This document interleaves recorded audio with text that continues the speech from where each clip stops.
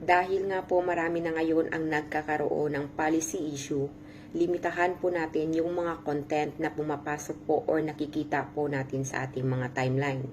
Ito po ay yung mga content na unoriginal, low quality, at sensitive content.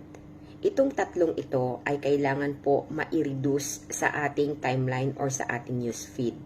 Paano po natin gawin ito? Sundan nyo lang po ang aking video. Punta po kayo sa Facebook menu at pindutin nyo lang po yung tatlong dash sa taas. And then yung setting.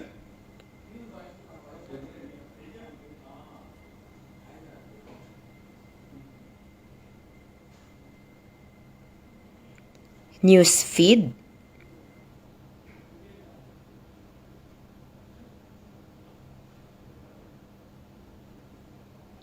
And then, reduce.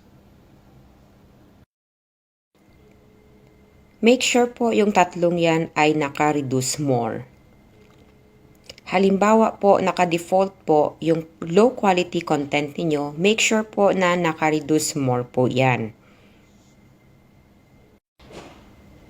Ganon din po sa unoriginal content. At sensitive content. Ito po ay napaka-importante para po malimitahan yung mga content na makikita natin sa ating mga newsfeed at para din po mapanatili nating healthy ang ating profile. So ayan, sana po ay may natutunan kayo at mag-ingat po kayo palagi.